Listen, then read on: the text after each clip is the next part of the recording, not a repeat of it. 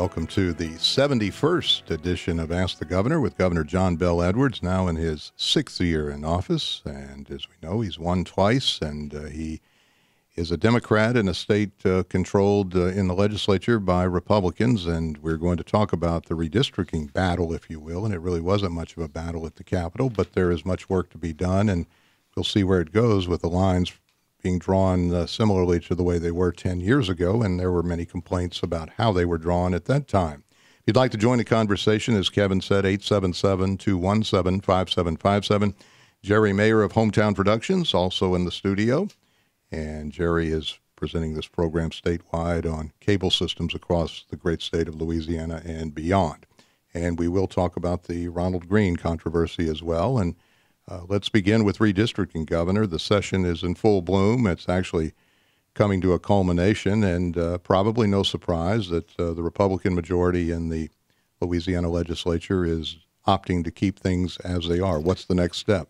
Well, first of all, no surprise. First of all, it's good to be back with you on show number 71, and I feel like Jerry's been following me because I went to the National Governors Association. He actually worked that. That was our first in-person NGA in quite some time. But obviously he does a good job here in Louisiana and elsewhere. But with respect to redistricting, that session has to end by Sunday. It appears they may wrap up on Friday. I'm not surprised, but I am a little disappointed, quite frankly, that the majority in the House and in the Senate haven't seen fit to change the districts to reflect the current makeup of the state of Louisiana. You know, the percentage of African Americans in our state actually increased over the last 10 years, but not a single new district. Not in the PSC, not in Bessie, not in the Supreme Court, not in the House, not in the Senate, not in Congress has been adopted by any of the bills that are circulating through the legislature at this point. And I think that's obviously not right and not just. I don't think it's in conformity with the Voting Rights Act. So especially as it relates to Congress, in House and Senate maps too. But, you know, in Congress, we have 6 districts. A third of our state is African American, and yet only one of the districts has an African American majority. And I think what was proven with the maps that were offered is that there are many ways to draw a second district that would have an African American majority. And the majority of Republicans, and look, I understand the politics behind this. I was in the House 10 years ago when we went through this, but they decide that incumbent protection and preserving existing districts counts for more than having maps that reflect the demographic makeup of the state. I do think that that's unfortunate, and I think ultimately, one way or another, the matter will be presented to the courts because it doesn't appear that there's any chance between now and when they wrap up that they'll actually change the map and adopt one that has a second majority-minority district. We talked last month. You have the option of vetoing it. Of course, the legislature could have the option of overturning your veto, but as we found out last summer, that's hard to do too. So have you considered that move more profoundly based on what happened? Well, all options are under consideration. As you know, I don't really talk in advance about vetoing a particular bill, especially when there's any chance that it could change before it comes to my desk. You have to know the votes by which it passes at the end of the day, and you know, without you have to have a 2/3 vote to override a veto. So you got to know those things in both houses. Yeah, and the other thing is, you know, if the matter is likely to be resolved in court, regardless of whether there's a veto.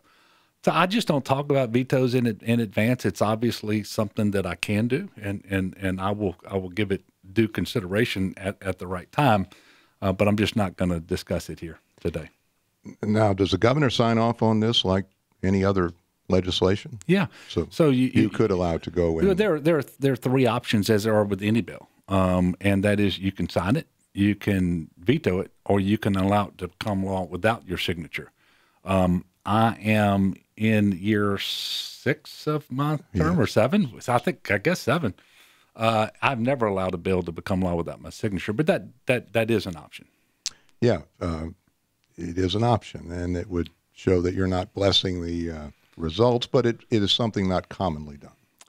Well, it's not commonly done by me. I think my predecessor did it on a number of occasions, and whether it was purposeful or whether he was just out of the office. I'm not certain, but it's just not something I've done to now. Yeah, and you are right. As of January 11th, I believe it was 6 years, and here we are February 16th. Yeah. So we're into year number 7. Year number 7. And, of course, many more legislative sessions because of all the special sessions that we've had, not just the redistricting. Right.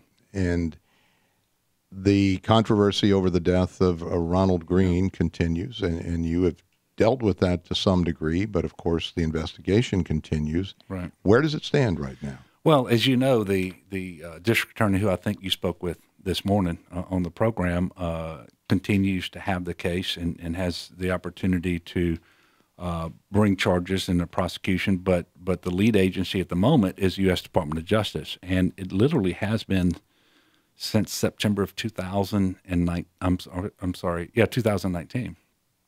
And so the matter continues to be investigated. It's taken an awfully long time, and I think that's one of the more difficult aspects of this. And it's my hope, my expectation that sooner rather than later, an announcement will be made about what investigations they've done, what their findings are, who, if anyone's going to be charged, and we can start to bring this matter to a conclusion because it has drawn out for far too long. And I don't want to get further into the conversation before I reiterate something that I've said on several occasions before. And one is that, firstly, it is that the Green family, Miss Harden, nobody should go through what they obviously have gone through. And to have to be a mother and to see your son treated that way, and what was obviously criminal, which I've said before, in fact, on this program, it should never happen. And accounting is due so that they know that justice is served.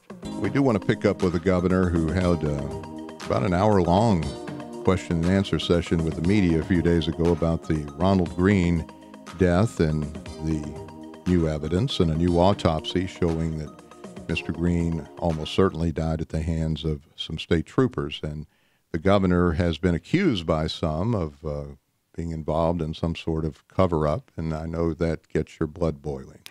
Well, it does. There's absolutely no truth. As I've said, it's categorically false. I don't have any concerns that there's evidence out there to the contrary because there cannot be any, not anything that would withstand any scrutiny whatsoever. But what was alleged in the AP article is that I either directed or asked someone involved in the investigation to delay it until after the election. Well, first of all, that didn't happen. I think that reporting has been called inaccurate by the U.S. Department of Justice. The DA, Mr. Belton, has said numerous times now to newspapers, and I think on your show earlier today, that neither I nor anyone on my behalf ever asked him to do that. And I'm telling you, it didn't happen. It just flat out didn't happen. The next thing we know is the investigation, which Mr. Belton on your show this morning said was professionally done by an investigator named Paxton and another investigator named Brown, was actually given to him in August of 19. The election wasn't until October. Mm-hmm. He referred it to the Department of Justice Civil Rights Division in early September. Again, a month and a half or 2 months before the election. So it just didn't happen. And by the way, that's the Department of Justice for President Trump, someone who at that time was coming down here 3 times in order to campaign against me. So it just flat out didn't happen. And it's not something that I would ever do. It's not something I would ever contemplate. It's unfortunate that was put out there. But ultimately, I know the truth. I have spoken the truth. I'm very, very comfortable about what the truth is in that matter. Now, it's a story that has had some twists and turns, but the biggest development was the surface of that video, which was made public. Right. And my impression is that you didn't see it until basically everybody else saw it, or maybe a few days before, but it was in October of 2019. And when you saw it, your perception changed, didn't it? Well, it certainly changed. actually, when the video became public after that, October of 2020. Yeah, that's when I witnessed it, when I viewed it a couple of days ahead of bringing the family in. That's another point that I want to make. Rather than concealing this, within a couple of weeks of being asked by members of the Black Caucus, by the Green family and their attorneys to make it public, we asked the district attorney and the U.S. Department of Justice whether we could make it public. We were asked not to do that, specifically by the Department of Justice, because they said it could compromise the investigation. So we went right back to them and said, okay, if we can't make it public, can we show it to the family and to their attorneys, and quite frankly to some members of the Black Caucus who were asking us to show the video. We ultimately got the permission of the Department of Justice to do that. And so then we coordinated it, brought the family down, and I think this is October the 14th of 2020, and had Mr. Belton come down from Ruston, and he actually walked the family through, not just the videos, but the investigative file, different things that were in the investigative file, and he answered questions and so forth. So it was actually my office that made this information available to the family. And then it was sometime subsequent to that when the video became public. And as soon as it did, I felt free to characterize it. And I have since said that obviously the actions of the trooper involved were criminal. Now, there is going to be a legislative inquiry, and it has some political allies of you. It seems to be a reasonably balanced committee. Your thoughts about what the next step is from the legislature? Well, that's always up to the legislature. I'm always interested, and in this case, I am more than just interested in making sure that the facts come out, that the truth sees the light of day, because I know what it is, and quite frankly, the family and the public deserve that.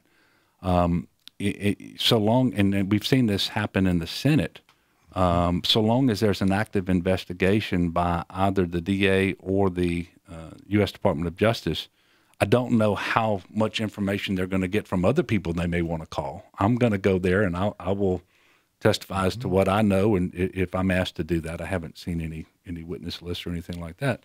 But I'm more interested than anybody in making sure that the facts are out there, that they're very clear for people to see. Was the timing curious as far as when this story broke? It was reported on the eve of the redistricting session, and you, of course, are in sync with the Black Caucus, and this could conceivably drive a wedge between you and your most ardent supporters in the legislature. Well, that thought has crossed my mind, but I don't want to dwell on that because, the story is out there. The timing may or may not have to do with anything that's going on, but I don't want people focusing on that. I want people to understand what I'm saying. The story is completely false. There is not a bit of truth in it. The DA has said no one asked him, that I didn't, or no one on my behalf. The Department of Justice has said it's erroneous reporting. I've said that. So I don't want people focusing on anything other than that. It's false. Alice in the Garden District in Baton Rouge. Alice, good afternoon. You're on Ask the Governor. You're our first caller this afternoon. Welcome to the show. Hey, good afternoon. How are you? Alice, doing fine. Thank you very much for calling. Governor, my question was about, I have a lot of friends who are teachers, and obviously we've seen a lot of challenges these past couple of years for folks who are teaching. And so my question was kind of about, what can we do to help support our teachers? Well, first of all, it's a great question, and there is no more important thing to do with respect to having quality education than having a well-motivated, professional, well-paid teacher in the classroom. And that is especially important now as we try to recover from the learning loss that has happened since the onset of the pandemic. And that has happened in every state, and it's happened in Louisiana, despite the fact that we are one of the leading states in the country in terms of the way we limited virtual education. So that we're one of the states with the highest percentage of people who've engaged in in-person instruction throughout the course of the pandemic. Because if you'll remember, we closed our schools from about the middle of March until the end of that academic year, but in August, we opened them to in-person education. Not a whole lot of states did that. But there's learning loss. But to get to your question, we need to make sure that we regard teachers as professionals and teaching as a profession, and we need to reward them appropriately. It's one of the reasons I have a goal of getting to the Southern Regional Average in pay. It's why my budget has a $1,500 pay raise for teachers, $750 for support workers. That's about $149 million. And I think that that's incredibly important. I think it's the fifth pay raise I proposed for teachers in the 7 budgets that I have put forward. And this was the biggest one. I also believe that when the REC meets in May, they're likely to recognize more revenue. And I would like for the first $50 million of that increase to also go to teacher pay to get it to an even $2,000 so that we are squarely on course to getting to the Southern Regional Average before I leave. So I think that that's really important that we do that. We know that we have a problem, like the rest of the country, attracting and retaining teachers in our classrooms. Mm-hmm. And quite frankly, there's no way to effectively educate our children without teachers in the classroom. Thank you, Alice. Let's go to Bill in Marrero. Bill, you're on with Governor Edwards. Hi, Bill. Welcome to Ask the Governor. Thank you. Good afternoon, Governor. I'm interested that you just brought the teacher salary increase attempt because that's encouraging. I would like to speak to a broader context in that anytime there are national polls on a variety of subjects, our state comes out sharing the cellar with typically Alabama, Mississippi, sometimes Florida, sometimes other states. I would like to know what you think about that and how you think the legislature, which over the last 20 years, 30 years or so, has been less than helpful in extricating us from that position, how the legislature should be thinking to get us out of the cellar. Well, first of all, Bill, thank you for the call. And you and I agree on the importance of paying our teachers appropriately. And by the way, that's for higher education too. And there's additional funding for education at all levels, early childhood, K through 12, and higher education. Obviously, our state has been challenged in many ways for far too long. I do believe that the way to address most of those challenges with one fell swoop is to better educate our citizenry. But it's got to be something that lasts for a prolonged period of time so that you get through at least an entire generation. And then it hopefully becomes self-executing after that, meaning that it continues. But you can't have the yo-yo effect where you're going to adequately fund education sometimes and sometimes you're not. And obviously we have to run a balanced budget. So that means when you do have downturns, you've got to be willing to make the hard decisions necessary, whether it's through additional revenue or cuts elsewhere, in order to protect education. We have tried very, very hard to do that since I became governor. As I walked in the door, there was a $2 billion budget deficit for the fiscal year that started 6 months later, and $1 billion short just to close out the year we were in. But yet we were able to stabilize funding for education, not at an acceptable level, but we didn't visit more cuts on it. And then we have been adding to that ever since. And so hopefully that's going to continue. And I don't want to be too harsh on the legislature, because the legislature, while it took longer than we would have liked and it was harder than it needed to be, it required multiple special sessions. Ultimately, we got to a pretty good place with respect to this. And we're at a place now where I just mentioned we're going to have the best budget for education at all levels that we've had in many, many years in Louisiana. And the legislature has been partnering with me in that. So I don't want to be too harsh on them, Bill. Joe and Scott. Joe, good afternoon. You're on Ask the Governor with Governor John Bell Edwards. Good afternoon to you both. To you, Governor Edwards, thank you for taking the time out of your day to answer our questions. Appreciate it, and appreciate all the work you do for the folks in Louisiana. My question is, being a young professional who works for the state, we have, in my particular field, neighboring states like Mississippi, Texas offer substantially higher rates for the salary for the same position. no one wants to pick up their roots and go, but at the same time, you got to be able to take care of my family. All right.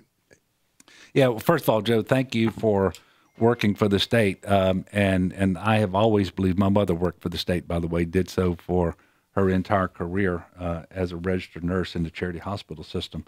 And I appreciate state workers. You all are public servants, and that has never been more true than during the COVID pandemic. So I thank you for that. I hope you have noticed that we have pressed for pay raises for state workers, and we've worked with the Civil Service Board and others in the legislature to make sure that those things happen. And it's my understanding that you will next year get another pay bump as well, just to try to keep you, and especially with inflation the way it is. It's more important than ever. But I appreciate your work, Joe. James in Longview, Texas. James, who's one of the most regular callers to this program, you have the floor. Hi, James. Hi there, Jim, and hi, Governor. Hi, James. Anyhow, I was just reading where a company processing graphite for electric car batteries will be expanding its facilities in Louisiana, and my question is, does the state plan on adding any fleets of electric cars? Well, thank you very much. So Sierra Technologies, it's a $176 million project that they've announced to quadruple the size of its graphite processing facility in Vidalia. Very important for a couple reasons. That's an area of the state that really will benefit tremendously from economic development, from the jobs that we're talking about, that investment, but also because it's more of the type of investments we need in order to achieve our climate goals. And a big part of that has to do with electric vehicles, not just state-owned electric vehicles, but a bigger percentage of all vehicles on the road being electric vehicles to reduce emissions. And, we know that this is going to happen. You don't just have Tesla and those companies now. You have every major manufacturer that are producing electric vehicles. And in fact, General Motors has said that it won't produce a non-electric vehicle by 2035. So this is important to us. But yes, our climate plan that we announced a couple of weeks ago, it does require us to start right away, making sure that a bigger and bigger portion of our state-owned fleets are electric vehicles. That requires infrastructure like electrical vehicle charging stations, those EV charging stations. And we announced this week that we're getting $75 million as the first installment for that initiative with a 20% non-federal match. DOTD is going to administer that. So the answer is yes to your question. We are moving in that direction, and we're starting to get the resources that we need to make that move in a really nice way. Thank you, James. Roger in Lafayette. Roger, you're on the show with Governor Edwards. Hi, Roger. Tim. Thanks, Governor Edwards. I'm a retired state worker here in Lafayette. I have a question about the proposed I-49 connector. Currently, the public meetings on this topic by the sponsors of the I-49 connector don't allow public comment, and they do not publish the agenda for the public. And my question is this: would the governor would you be willing to come to Lafayette to listen to our concerns about the I-40 connector? Public venue. Well, the answer is yes. And Roger, make sure that it's Alice. I'm sorry, Grace. Make sure Grace has your number. I've actually been to Lafayette and had meetings, not just with public officials, but with others about the I-49 connector, which, as you know, goes all the way from I-20 presently to Arkansas, and the goal is to connect it all the way to New Orleans, which takes it through Lafayette along US 90 below that. And as you may know, the infrastructure investment plan that I gave the legislature this year calls for another $100 million to do that next segment down there. But specifically to answer your question, yes, I'm willing to do that. I actually have done it. I will, but I want to make sure that any problems you have with the way those meetings are conducted are addressed. And so I'm going to ask the Secretary of Department of Transportation Development to give you a call, Roger. All right. Thank you, Roger. Mr. Broussard in New Iberia, you're on the air with Governor Edwards. Hello. Yes, sir. Yeah, look, Mr. John Bell, look, I voted for you, and I got two questions. When the public servants take an oath, is it to the people or to their parties? All right. Well, the oath is to the Constitution and the laws, but it's really to the people, I think, is the answer you're looking for, yeah. Okay, so why was Carl Cavalier fired for showing the tape of Ronald Green's murdering by these savages in the State Trooper Division? Yeah, Mr. Broussard, I would get you to ask you to refer that question to the state police because it's my understanding there were a number of things at issue, not just that aspect of it, but I also know that matter is either in litigation today or expected to be in litigation very soon. And so, unfortunately, I'm not going to be able to address it. I'm not in a position to address it today. But that is something that can be addressed to the state police, and they either will or at the appropriate time answer those questions. Thank you, sir. Don in Marrero. Don, you're on the air with Governor Edwards. Hello, Don. Hello. Hey, Don, you're on. Hey, can you hear me? Yes, sir. Hey, listen, I have a question about the back levees on the West Bank of New Orleans. I heard on NPR that the Gulf of Mexico is projected to raise by at least 1 foot in the next 30 years. And I'm wondering if these back levees are going to be like the Mississippi River levees, where there'll be flood protection as well as just hurricane protection levees. Yeah, so Don, I need you to make sure that Grace has your number too, and I'll make sure that Chip Klein, who's the chairman of the CPRA, gives you a call. I can tell you we have significant funding, and I don't know, when you say back levee, I'm not exactly sure where you're talking about. But we have significant funding in hand today in our Coastal Restoration Master Plan that was enhanced by funding through the Disaster Supplemental and even the IIJA. So, for example, just on those two bills, $2.6 billion going to come through the Corps of Engineers for very important flood protection projects to include in the New Orleans area. As to whether the specific levees that you're talking about are part of that, I'm going to need to get Chip with you so that he can answer those questions. But generally speaking, what I can tell you is, and this was borne out by Ida, the investments made by the United States and by the state of Louisiana, and by local government for that matter, in flood protection with levees and gates and pumps really made a tremendous difference in reducing the amount of damage and obviously the loss of life that we would have otherwise experienced because of Ida. So those investments do pay off. We are aggressively pursuing our $50 billion master plan. We actually will invest more than $1 billion over the next 12 months into that. But again, as to whether the specific levees you're talking about are part of one of the projects that will be delivered with the funding that I discussed, I'm going to ask Chip to give you a call and tell you. I'm just not sure. Thank you, Don. Babette in New Orleans, you are on the air. Good afternoon. Hello? Yes. Hi. My question is, I just heard you talking about cars and electric vehicles and the soon future of them. With our history of power outages, if it's a hurricane or not, what's the plan when power goes out and we all have the majority of electric vehicles? Well, it's a good question, obviously. One of the things that we're trying to do is make sure that we have multiple sources of electricity. So, for the example, wind and solar, it's interesting to know that the only part of New Orleans that didn't have an electrical outage after Hurricane Ida was a microgrid that got its electricity from solar. So that obviously helps with the environment as well, but it also gives you sources of electricity that are not subject to those power outages. And then, of course, we're investing more than ever before into the resiliency of our power grid. So whether they're transmission towers or distribution poles and so forth, getting some of that underground, but also making sure that the wind rating that you apply to the investments is increased so that they can withstand the hurricanes is really important as well.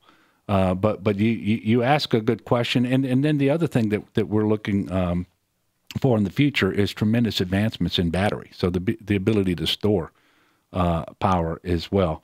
But I will just tell you, as a general matter, the concern about power outages and the effect on electric vehicles is something that obviously is being looked at, but it's not a concern that's going to cause us from moving forward with the electrification of vehicles. Not just here, but that's the way the market is going all over the country and all over the world.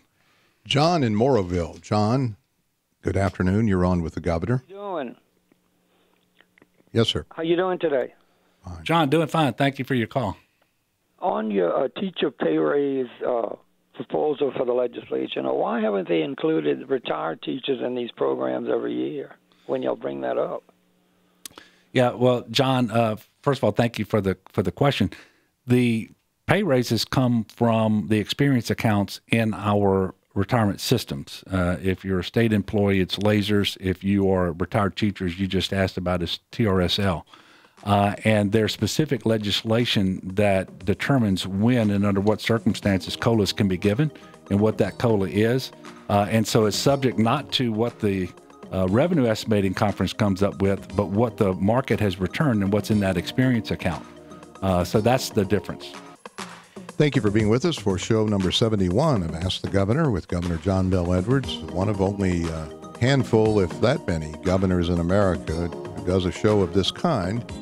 And if you'd like to get under the wire for this program, 877-217-5757. It's 23 months ago today that the governor imposed his first stay-at-home order in the COVID crisis, and that crisis ebbs and flows. I can tell you the governor and his whole staff came in with their masks on today. You still take it seriously, and it is still serious business, but is it abating somewhat? Well, it is. And by the way, thank you for the question, because it would not be appropriate to come in and do a show right now and not talk about COVID. Bottom line is we're doing much better than we were just a few weeks ago. And we're definitely on the backside of this Omicron surge, this fifth surge. And the numbers are trending in the right direction for sure. I will tell you that, so for example, today we are reporting 1,396 cases on 35,000 tests. So 4% of the tests that we're reporting today were positive. That number was 35% on January the 22nd. And the number of people in the hospital today with COVID is 1,022. That number peaked out on about January the 18th or so at 2,367. I'm sorry, January the 20th at 2,367. So we are doing much better. But at the same time, there's still an awful lot of COVID around the state. And I'll demonstrate that by letting you know that all 64 of our parishes are in the high transmission category as defined by the CDC, meaning there's more than 100 cases per 100,000 people over a 7-day period. And in fact, the statewide average right now is 314 cases. So we're more than 3 times what's required for high transmission. But we are doing much, much better. And people need to know that the best way to protect yourself is still to be vaccinated, to be boosted. But if you are in public, especially in an indoor place, and you are vulnerable to the disease by virtue of your age or comorbid health condition, that mask is really, really important, even if nobody else is wearing one. Mm-hmm. We know now that especially if you're wearing a K95 or a KN95, I think is what they're called, those masks confer a benefit on you, protection on you, that make it well worth your while.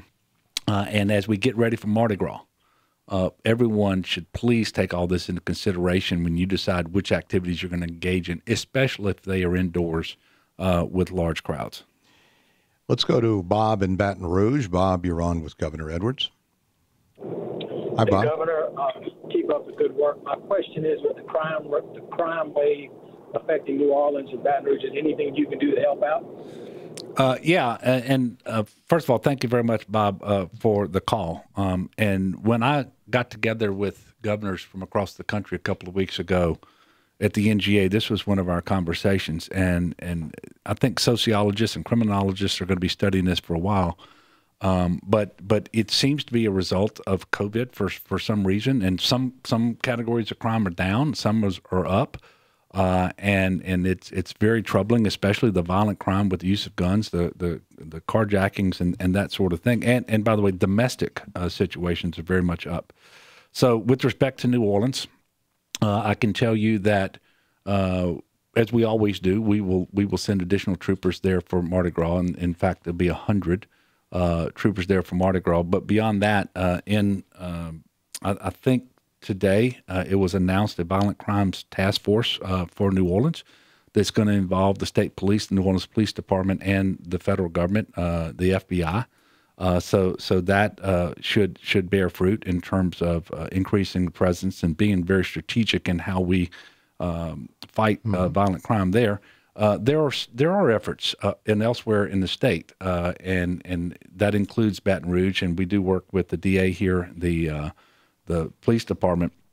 It's challenging because of the increase in crime. It's also challenging because most of the police departments we're working with are shorthanded in terms of what their authorized end strength is, and we're shorthanded at state police too. We're 200 troopers short of what we're authorized, and on top of that, the motor vehicle crashes and fatalities for 2021 were at the highest level since 2007.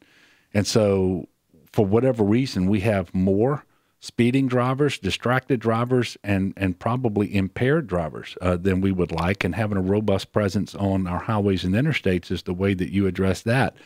And so we're working with the sheriffs, the chiefs of police around the state, and others to do everything that we can to make sure that we're effectively fighting violent crime and reducing that while we address all the issues on our highways as well.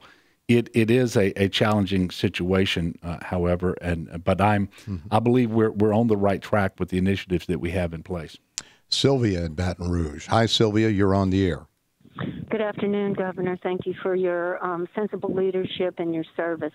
My question is about public transit. And the previous callers and you have brought up highway fatalities, I-49 connector, electric vehicles, the climate crisis.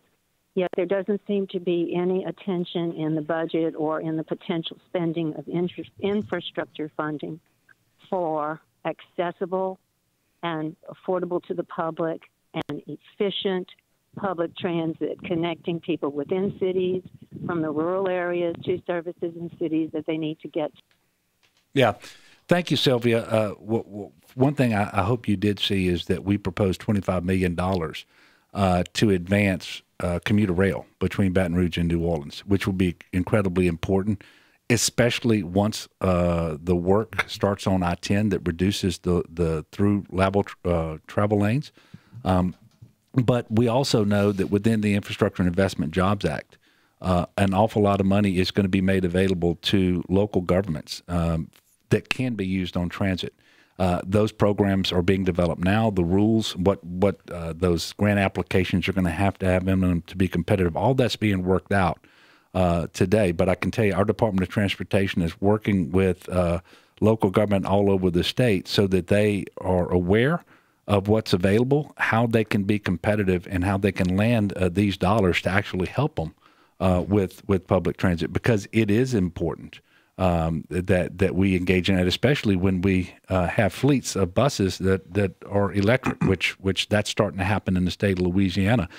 Shreveport was the first city in the state to do that in a major way, but I see electric buses here in Baton Rouge now, and that's just going to grow. So you're right on point, Sylvia. I do think there's some positive things happening, and I think over the next several months you're going to get word of those. Emma in Zachary. Hi, Emma. You're on with Governor Edwards. Hi. I have a question about the Unemployment Insurance Trust Fund. I've been hearing a lot about it. How does funding that help me? Well, first of all, I don't know whether you are an employee or a business owner, but either way it helps. And what I can tell you is we had over $1 billion in the fund at the outset of the pandemic. It was the most that it had ever had. It was more than solvent. But I can also tell you that the demands on it over the first half of the pandemic were just tremendous. We are not what we would call solvent now, and in fact, by operation of law, if in September the fund balance isn't going to be at least $750 million, the law requires a tax increase on every employer who pays into the UI trust fund in order to shore up its solvency. And so if you're an employer, you don't want that to happen. We have American Rescue Plan dollars available to us that were appropriated by Congress and given to us for the specific purpose of replenishing the UI trust fund, because that's a COVID-related expense. My proposal is to put $550 million of American Rescue Plan money into the fund before September so that we don't have to either waive the operation of that law or trigger the tax increase. If the fund remains insolvent, obviously there are not the benefits there to pay our workers when they are unemployed. So if you're a worker, it is in your interest to have the fund be solvent. Secondly, we can't keep waiving the operation of the law forever, because if we ever get into a jam again and we didn't use the money that was made available to this purpose and we didn't allow the tax increase to go into place, it is very unlikely that U.S. Treasury is going to extend to us those no-interest loans because we will have done this to ourselves. And so I'm working with the leadership in the legislature and with the business community and with the labor community, because I think it's in all of our interest to put $550 million, make sure that that trust fund balance is at least $750 million in September so that we take care of employers and employees. By the way, employers are paying higher wages than they've ever paid. That's not necessarily a bad thing, but what they don't want to do on top of that is have a tax increase on those wages in order to restore the solvency of the UI trust fund when we have the money sitting in our account that was given to us by Congress for this purpose. And we're short on time, so we're unable to take any more callers, but the governor will be back in exactly a month. As we know, this is a short month, so it'll be on March 16th. He'll be in for show number 72. Did you watch the Super Bowl? I did. And, you know, we had LSU players on both teams, two starters on each team. 3 of the 4 actually won very prestigious awards from the NFL this year. And so very pleased about that. I think the greatest story would have been had the Bengals won because the Bengals have been down for so long. Joe Burrow just in his second year with a very serious injury in the first.